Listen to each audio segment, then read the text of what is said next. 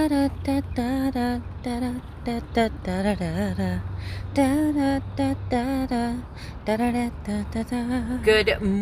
ninjas. Welcome to Princess Ninja in Keto. Welcome to the sunshiny state of Florida, where it is 69 degrees at 6:50 a.m.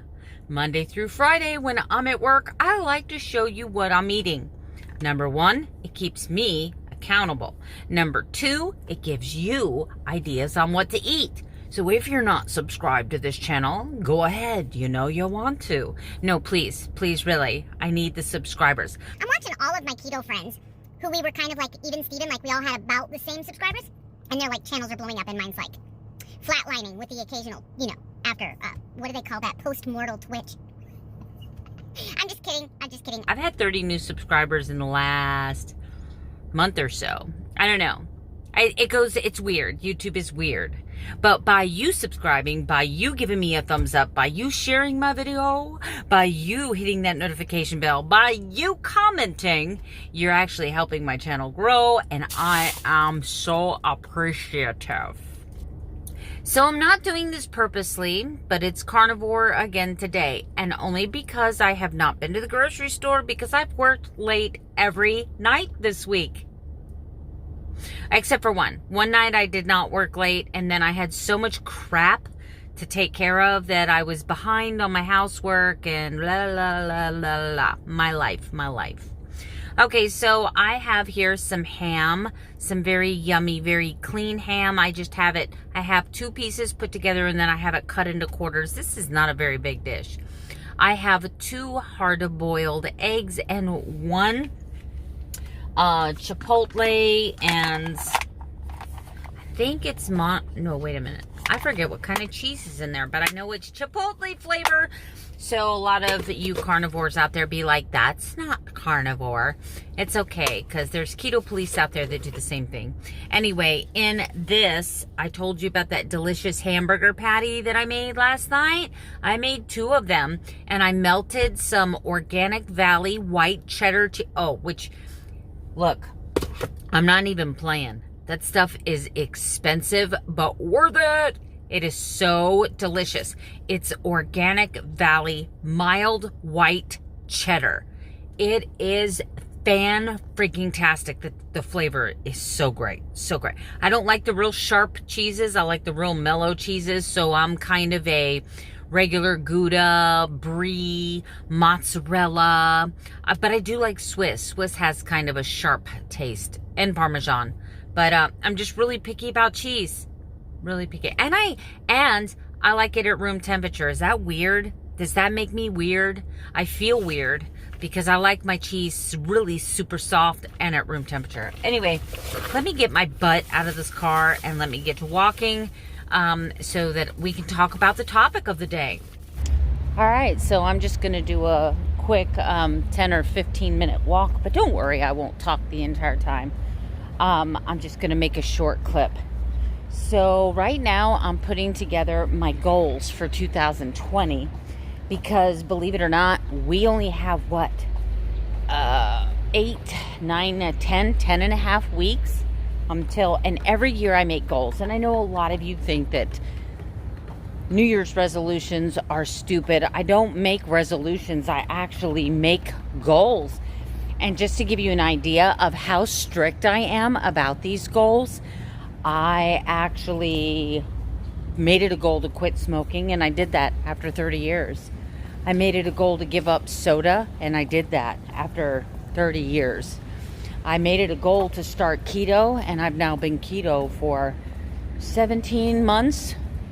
There's just a whole lot of goals that I make. Every year I try to make a new goal. I try to come up with a topic for the year, like a word of the year. I try to come up with what does Melanie need to work on the most? Just understand that the most important goal that I work on is trying to stay close to God. I tend to drift away a lot. And when I do, that's when my head gets messed up. That's when I start having problems. That's when I don't think clearly and I make really stupid decisions. So that is always That's like not a new goal. That's like an ongoing life goal. Okay, so this year, I made so many goals, and one of those was to learn to love myself.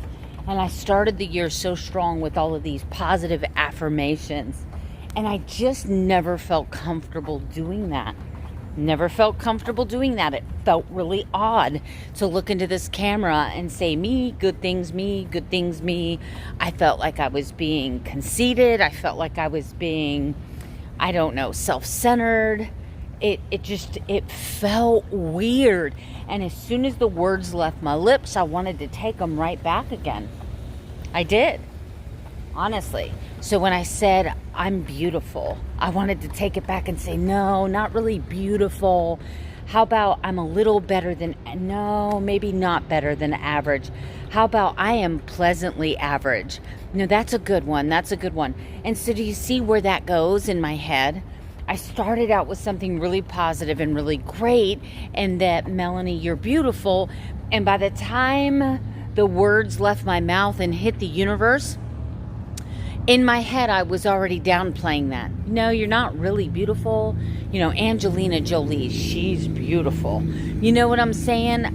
You're fat and you've got stretch marks and some cellulite. And, you know, a lot of people don't like short hair. You've got this big, huge nose. Your teeth are kind of jacked a little bit. You know, I just started tearing myself down. So you're not allowed to give yourself a compliment and then take it back. You're not. Shut up, Sheila. And that's Sheila. That's Sheila. And I was reading through my comments the other day, and somebody said, is it wrong if I like Sheila? You can like whoever you want to. Sheila, however, represents pain. And for me, Sheila represents pain. Sheila represents self-hurt. Sheila represents nastiness. Sheila represents meanness. She represents bully-ish behavior. So if you like Sheila, you guys can be friends, but I am forever working on quieting her voice. All right, guys. I don't know what happened to the end of that little segment I was doing about Sheila, but it cut off, so I'm sorry. Anyway, I got home tonight and I told my husband, instead of waking up Saturday morning and running through the list of everything I needed to get done, that I was going to do as many of my Saturday chores as possible. So I bleached my countertops, I cleaned my Keurig, I filled it up with water, I went through my refrigerator, I wiped out all the drawers, I threw out anything that was bad, expired, blah, blah, blah. I swept the floors, I washed some of my throw rugs, I cleaned the dog's bed, I picked up all the dog's toys, 2 loads of laundry. I got my husband to unclog the bathroom sink. So my sink's been backing up for a little while. So we have gotten so much done tonight. I'm going to be working on a special order bracelet after I finish up my video and balance my checkbook. So there's that. Next, I'm going to insert a photo of my food day and come right back to talk to you about my carnivore-ish day.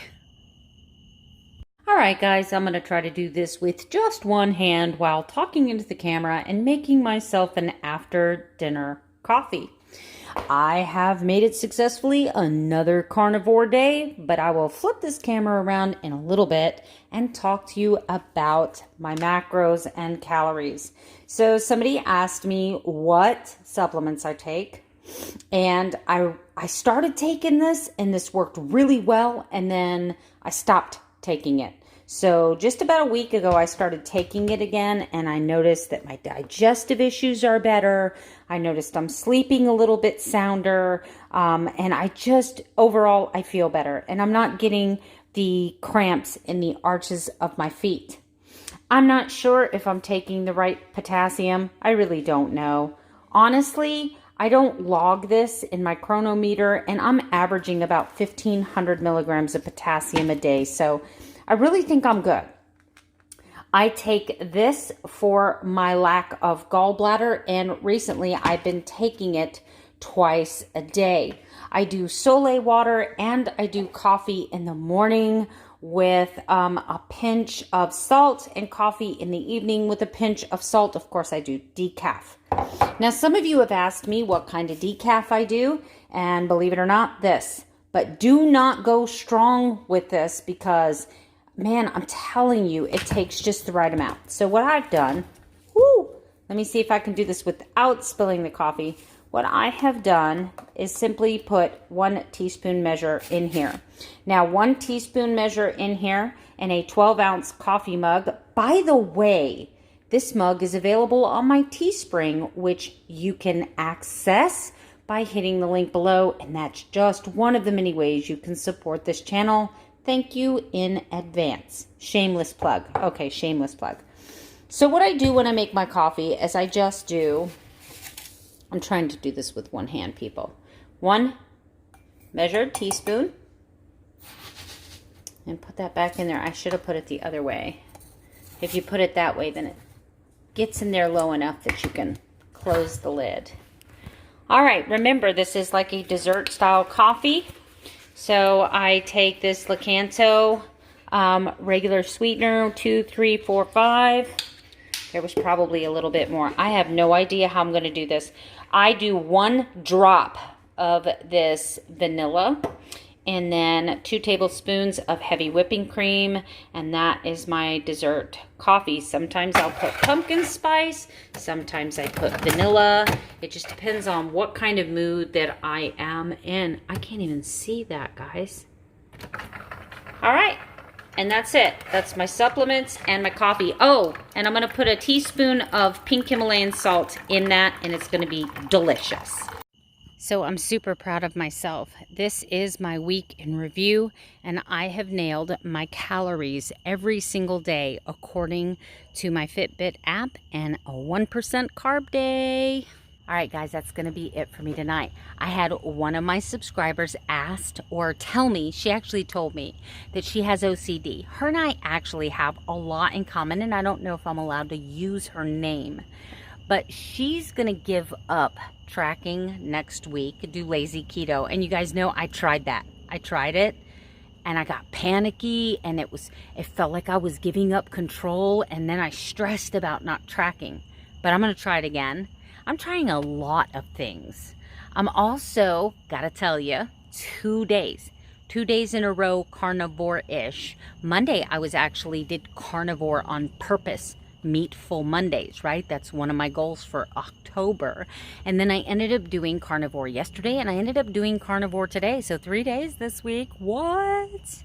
I've noticed this time around, last time I tried to do carnivore, it tore up my stomach. I was uncomfortable. I felt nauseous. I had a headache. I think I've got a really good grip on it this time. And even though I know I don't want to do carnivore for the rest of my life, you know, let's just see. So next week, I think I'm just going to do carnivore-ish and not track. I'm not going to count calories. I'm going to pay attention to carbs, of course.